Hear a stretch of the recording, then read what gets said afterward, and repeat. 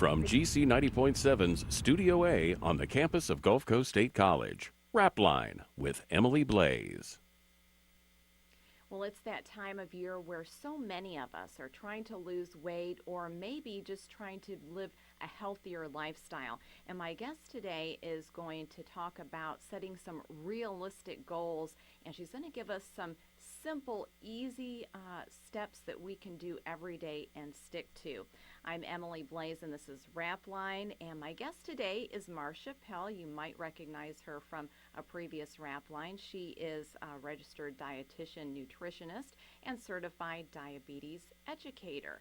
Welcome back to the show, Marcia. Happy New Year. Thank you. Same to you. It's great to see you, and we have lots of great tips that you're going to share with us, some quick and easy things we can do in our everyday life to just be healthier.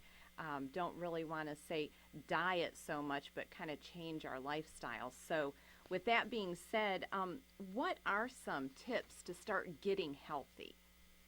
Well, I would say, first off, there's a real good website called choosemyplate.gov, and it replaces the old pyramid. You know, we've had different kinds of eating plans for years, and it's changed every few years.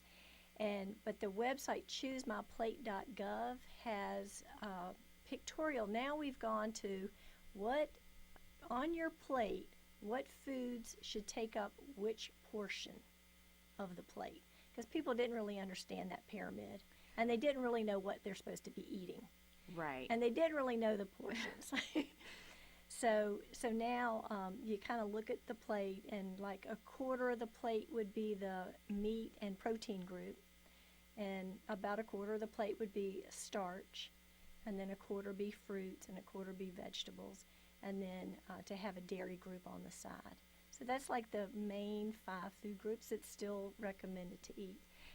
And now when we're talking about, dividing that plate up, is there a suggested plate size that we should be working with? Not a platter. Okay, not that big family. No. But I've also had people eating off a saucer, and that's not quite enough either. So about a 9-inch plate is a really good size for almost everybody. All right. And so now you say that we should be ready to make these changes and make sure it's something that we want to do, and we're not being pressured to do something. Right. Anytime anybody makes a change, it really has to come from within themselves. I learned a real long time ago that just because I thought somebody should eat healthier, that was not going to do anything.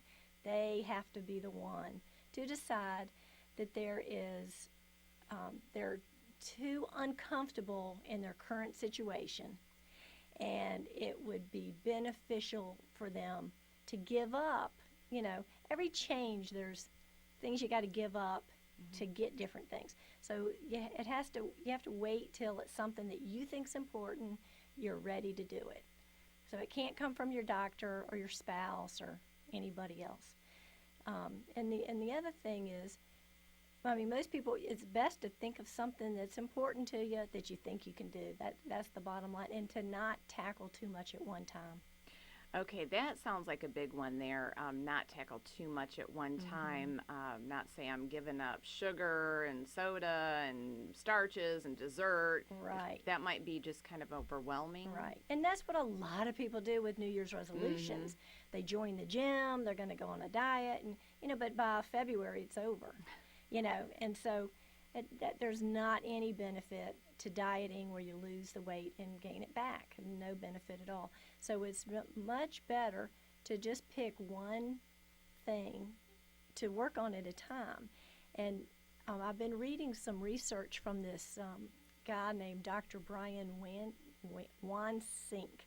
He's from Cornell Food and Brand Lab, and they study the psychology of people and how they eat. It is so fascinating. He's got a new book out, and he's got a great website if anybody wants more information. But one of the things that he found is he did a study, people making one change. For instance, maybe they served their food from the kitchen stove and came to the table with their plates already plated. That's the only change they made. And in 3 months, the average person lost like 6 pounds. But when they looked further, they lost like 1 pound the first month, 2 pounds the second month, and 3 pounds the third month. And that was like, they could not figure out why, with one change, and they've done it for 3 months, why did it happen this way? And what they found eventually was that when people made one change that was easy, and then they saw results, they were so motivated to do the next thing and the next thing. And that's how they ended up losing more weight as time went on. Because once you see that you can accomplish this one thing, then maybe your confidence builds up and you say, hey, maybe I can try this too. Right. Yeah, and I've seen that in my practice, helping people. And it really does work to just start somewhere. And then, I think it's also good to set goals that are specific and measurable. And, something that you can track makes a big difference also. So what kind of suggestions do you give your clients that want to set a goal and track it? Well, first we try to come up with, what I like to do is try to come up, is it really going to make a difference? If you are going to track your food, but you eat fine anyway, and you're not, tracking the food ain't going to do much good. But if you really need to exercise and you're not doing that, but you're interested in maybe starting out walking for 15 minutes, something that you think is realistic, to start there, and then to make it specific and measurable. Because a lot of people say, oh, I'm more active. But what does that mean? Oftentimes it means they're more busy, but they're not really exercising. Right. They're just running around all over the place. So you want to make it specific. Like an example would be, I'm going to walk for 15 minutes 5 days this week, starting tomorrow. That's very specific, measurable. It makes you see what it is you're going to do, and if you have a clear picture of what it is, you can do better. So let's say that we made that goal to walk 15 minutes each day this week, and we're tracking it, and we find out that we didn't. We maybe did it twice this week instead of 5 times this week. So where do we go from there? Well, the main thing would be to learn from it, no matter what. Whether you meet the goal or don't meet the goal, we kind of reassess. What got in the way when I didn't meet the goal? A common one with exercise, with walking, is the weather. Especially now when it's so cold. Right, or if it's too hot, or if it rains. Always that can kind of be a common one. So what some people do is then they decide, okay, on the days, if the weather's not good, then I'm going to go to the mall to walk. Or I'm going to, they just think of what they're going to do instead. It's very helpful to kind of think about what might get in the way and then problem solve for it. To come up with solutions that might work. And maybe they won't work. Another common thing is people bite off more than they can chew. And so they think they're going to go every day, and that's not very realistic. So at the end of the week, if you don't meet your goal, kind of see, is this unrealistic?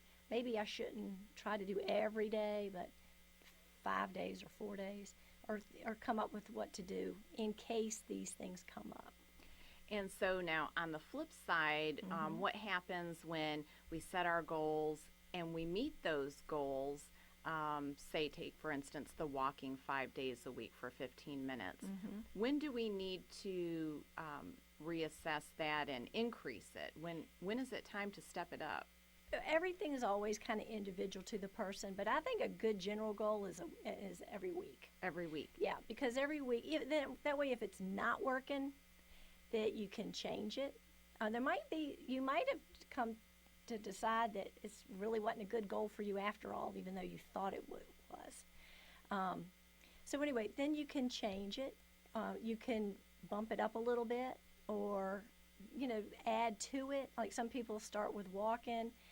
I think that's an easy one to start with because you don't need but a good pair of shoes, and but then they might decide to add weights or add distance or add time or go faster. There's just all kinds of things. Go an extra block, and just keep adding to it. And then and either way, whether you meet your goal or don't meet your goal, just say, okay, that's how it is. What can I do now? Because there's nothing you can do about the past. The only thing you can do about it is today. So, kind of have a goal for where you're trying to get to, but really focus on today. And you are listening and watching RAPLINE here on GC 90.7 FM. If you're just joining us, my guest is registered dietitian Marcia Pell, and we're talking about some tips to get healthy in the new year. We talked about making some small changes, and you mentioned the psychology behind weight loss and getting healthy. What are some things that slim people tend to do? You said that there was some research on that. It is so interesting to me. You want me to just tell you about this? They studied people at a Chinese buffet, and what did the slim people do compared to the heavy people? And this is a legitimate science, and so they tracked all this stuff. The thinner people, 73% of slim people don't pick up their plate when they go to the buffet right away. They walk around and look at all the tables and everything that they have there, and then they get their plate. I mean, 73%, that's a lot. The slim people sit an average of 16 feet further from the buffet. They ate slower, and let's see, what was the other thing? They drank more water. I remember that. And they were 3 times more likely to face away from the food. I mean, to me, that's just kind of, I would not have thought, okay, facing away from the food is what the slim people do, and the other people face towards the food. So maybe just the idea that it's not even in your sight might not trigger you to go. Yeah, I don't know if we really know why some of these things happen, but why not just do what the skinny people do? Yeah. Especially if it's not that hard. Like, don't face towards the buffet, or look around at all the things that they have at the buffet first before you get the plate. That's what I like about this research. It's easy things, that's not that hard, and it might make a difference. The research shows it does make a difference. They had some things on his website, and I brought with me how to use your kitchen to make you slimmer. If you have a bowl of fruit on your counter, it has to be within 2 feet of where you walk, so it can't be like way over in the corner. Okay, it kind of has to be within your path. You're on average 8 pounds lighter than your neighbors. Just by having that fresh fruit there. And it didn't make a difference the first couple weeks. I think when people put that fruit on the counter for the first time, people just kind of look at it like, oh, that's weird. But over time, like over a period of time, people just start picking up the fruit. It makes it easier. They looked at in school cafeterias, they're revamping school cafeterias because there's a lot of research that shows if you put, in this one high school, they put the Gatorade in the back. It used to be in the front. The sugar sweetened beverages were in the front. Put it in the back. Put the white milk in the front. And I forget the percentage, but it was significant, the number of kids that then chose white milk. And when they asked them, they said, oh, well, it was just in front. So we're not that picky really often about what we do. We just need to do the easy thing. Now, let's talk a little bit about some of the food choices that we can make, some of the best food choices. I know you're a big advocate for drinking water, and we have something with us, a prop here on the table that you're going to explain to us in a little bit. But what are some of those choices that we can make that are better than some other choices? Well, really, water is an excellent choice, excellent. And most people, I mean, so many people drink these sugar-sweetened beverages, the energy drinks, sweet tea, soft drinks, loads and loads of calories, no nutrients. And we're a heavy society, so it just doesn't make any sense. So anyway, this is a picture that has in the middle, you can put fruit. And this is oranges in this one. But I've done strawberries and cucumbers and mint and just kind of whatever's seasonal. And then you fill the pitcher up with water, and the fruit kind of infuses into the water, and so you get flavored water. It doesn't happen right away. Like if I put water in it now, it wouldn't taste like oranges right now, but it would be in a couple hours.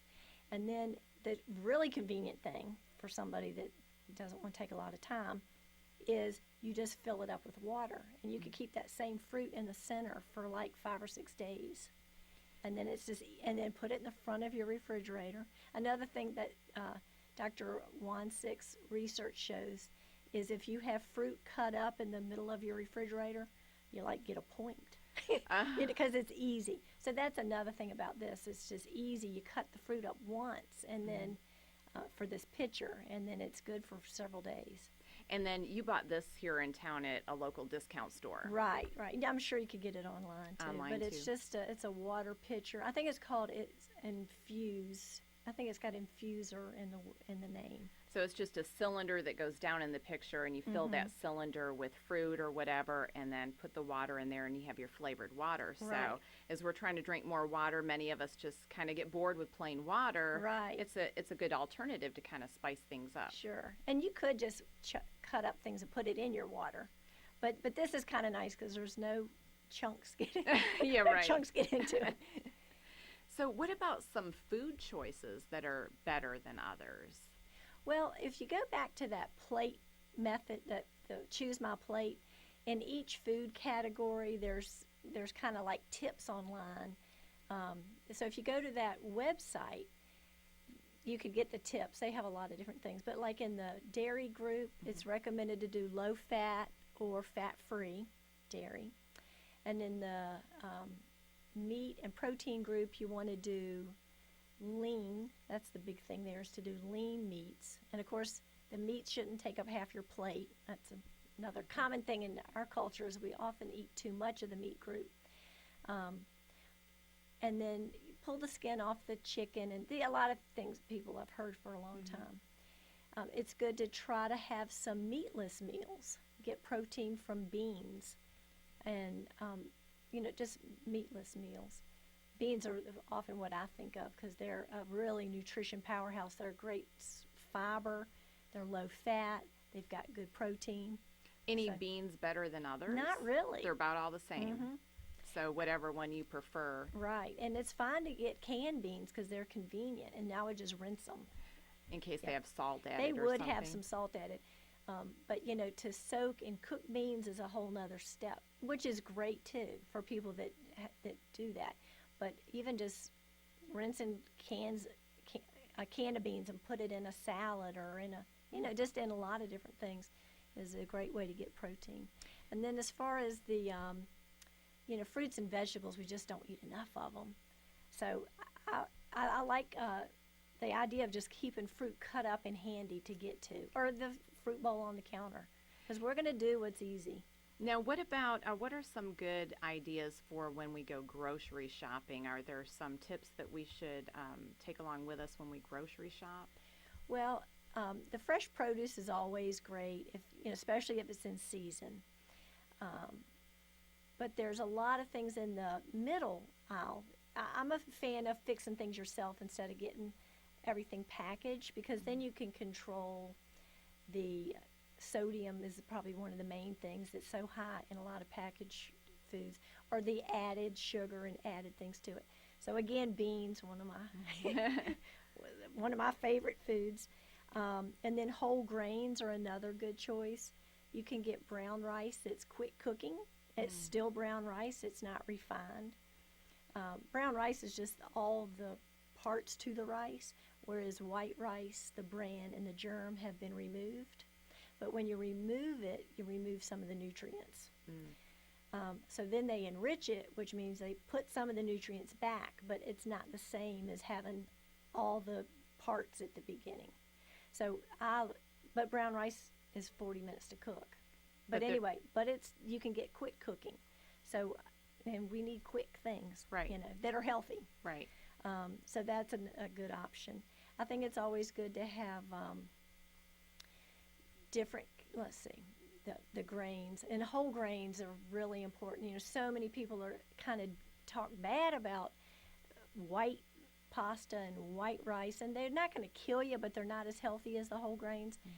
But some people just really try to not have any grains, and that's not necessary. So many people just think rice and pasta and those things are bad for you, but they're not. You just want to get them in the least refined form would be best. Okay. And what about, let's see here, healthy snacks on the go for school, work, or just driving around town? What are some good things we can keep with us or take to work? Well, whole grain crackers is a good option. And how you tell if something's whole grain is you just look at the ingredient list to see is whole grain the first ingredient. Okay. Triscuits is one example that comes to mind. And then there's a cracker that I have seen at a grocery store. It's not commonly known, called Grains First. And it's mostly whole grains and seeds. And then the key, though, is to portion control it. So I've known of people who like empty a box of Triscuits and get those little snack baggies and put 5 in a snack baggie and just empty the whole box like that. And they put all the snack baggies back in the Triscuit box. And then it's just easy to grab out one. Okay. Another great food that we need to watch our portions on is nuts. Variety of nuts. They're so easy to have on hand. You can keep them in the car. You can, they don't have to be refrigerated. But a half a cup of nuts is like 400 calories. So a good rule for that is just one open palm amount is for the day is about a good amount for nuts. But a great food that you can have with you with your whole grain crackers. Low-fat dairy like yogurt and string cheese are other good options. Sometimes on the go, some of these might not work. Like boiled eggs is another one. You could just boil up a whole dozen of eggs and have them, do it on the weekend and then have them to go. An egg is 6 or 7 grams of protein. Is easy and cheap if you do it yourself like that. So that's a good idea to kind of prepare on Sunday for the week. Right. That is the key so often is just prepare and have the things on hand. Fruits also, so easy sometimes. And now, as we mentioned before, you're also a certified diabetes educator. So are there specific or different concerns for people that are diabetic as far as dietary? Well, most people that have diabetes also have cardiovascular disease and high blood pressure, and most of them are overweight. So usually when I see people with diabetes, we're trying to lose weight, control blood sugars, cholesterol, so that plate method is just another tool. I mean, it works great for them because the meat portion, especially if you're choosing lean cuts of meat, it's not going to be too high with somebody with cardiovascular disease. If you do things that are more natural and fix it yourself, you can control how much sodium, which is an issue for high blood pressure. The plate method kind of is a good picture of what you eat when you have high blood pressure, because the foods that we know, the DASH diet, dietary approaches to stop hypertension, one of the big keys with that is fruits and vegetables and low-fat or fat-free dairy. There it is on that plate. I really like that plate. Yeah. Choose my plate because it's so good for almost everybody. And then losing weight, so we don't need extra calories from fat and extra sugar, which is all part of the choose my plate. I mean, on the plate you don't see potato chips and you don't see cupcakes. Yeah. Okay. Now, my belief totally is that you can surely have those things, but 80% of the time you should be eating the more healthy foods without the extra sugar and fat added. It's just when so much of our diet is too much of the extra high fat, high sugar, high sodium foods. It just makes it really hard to meet those health goals of having your diabetes controlled, plus your cholesterol controlled, plus your blood pressure controlled, keep your weight down, and all those things add together. So when we're making food choices, try to at least make 80% of our choices the healthier choices. Right, right. And then the 20% of the time where you're going to have a not so healthy food, really enjoy it.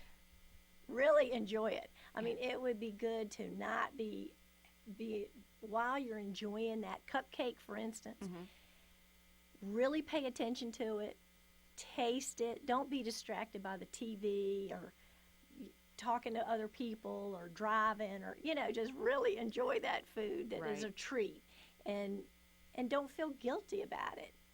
But most of the time, choose the other, the healthier options, because I think doing the healthy thing 80% of the time is usually going to be enough, and then you can really enjoy your food, which is important, so important. So now for those of us who are just starting to eat healthier, about how long does it take for this to not be so much of a chore or a job, but when does it become just kind of routine for us after we've been doing it?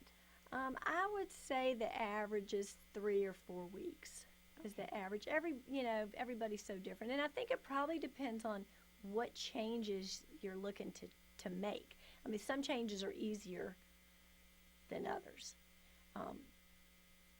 For me, I'm fine with not eating fried foods hardly ever, but don't mess with my cheese. I love cheese. It's my favorite food. So, I say don't mess with it. I do definitely watch my portions of it, and I don't eat. That's the main thing. But I'm going to choose that food because I really, really like it. It's high in sodium. It's high in fat. I'll cut my sodium and my fat other places because I really want that cheese. So you can. And I think that's a fine way to do it.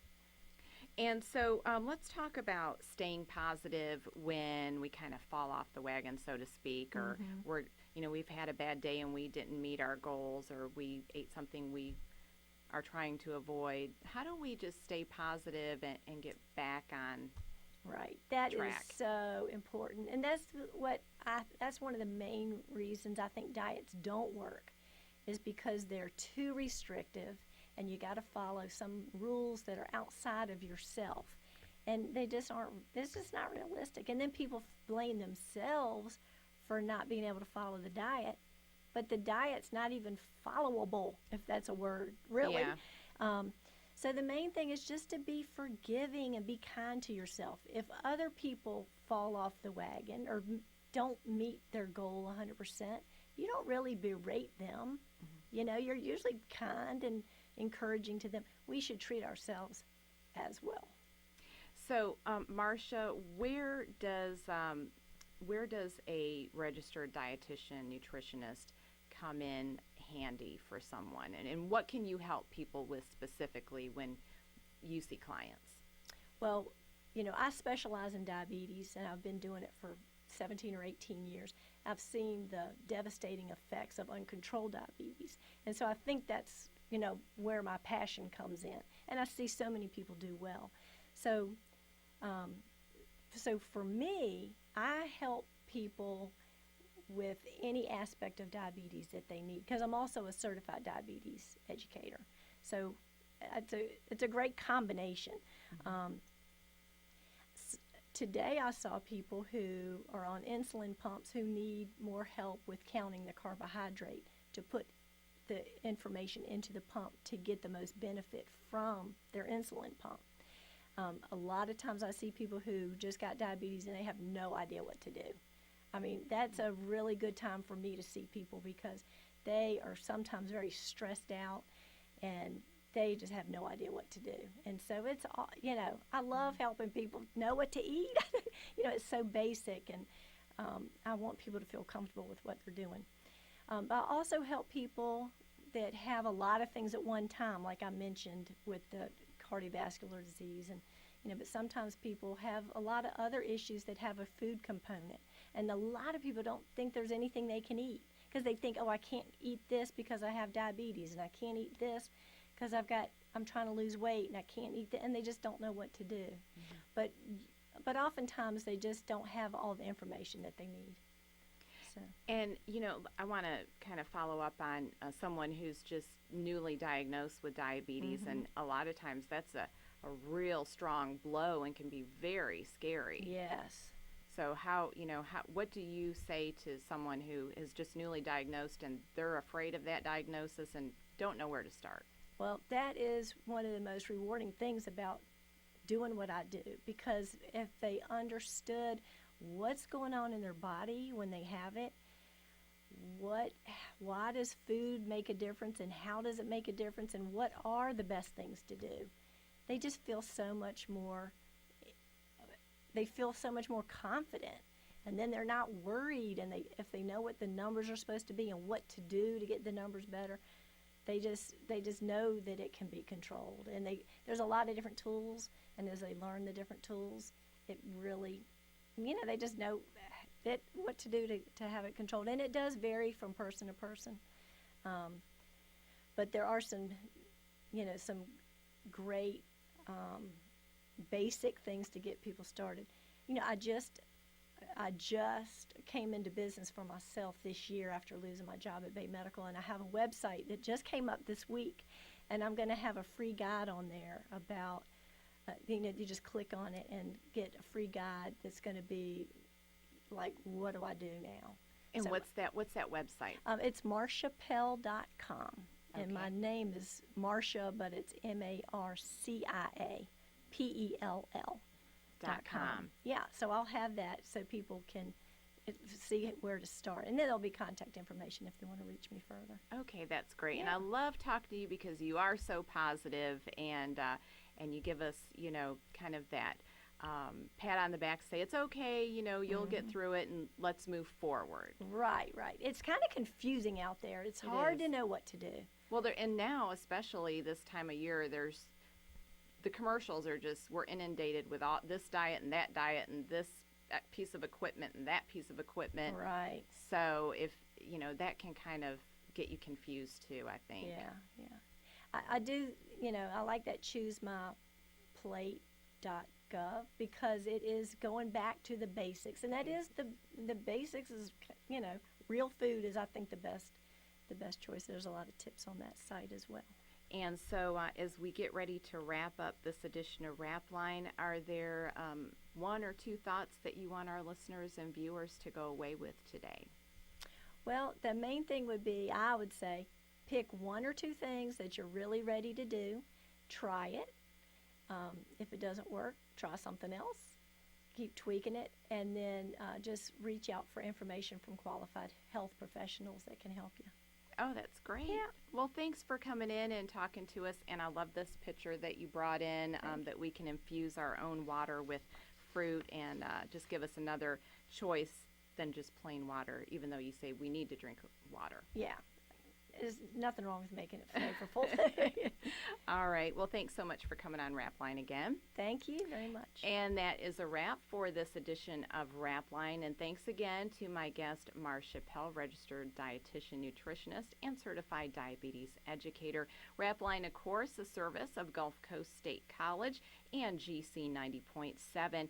And a reminder, if you're thinking of adding a pet to your family, consider the adoption option. You can check out Happy, our pet of the week, from the Bay County Animal Shelter. I'm Emily Blaze. Thanks for joining us, and have a great day.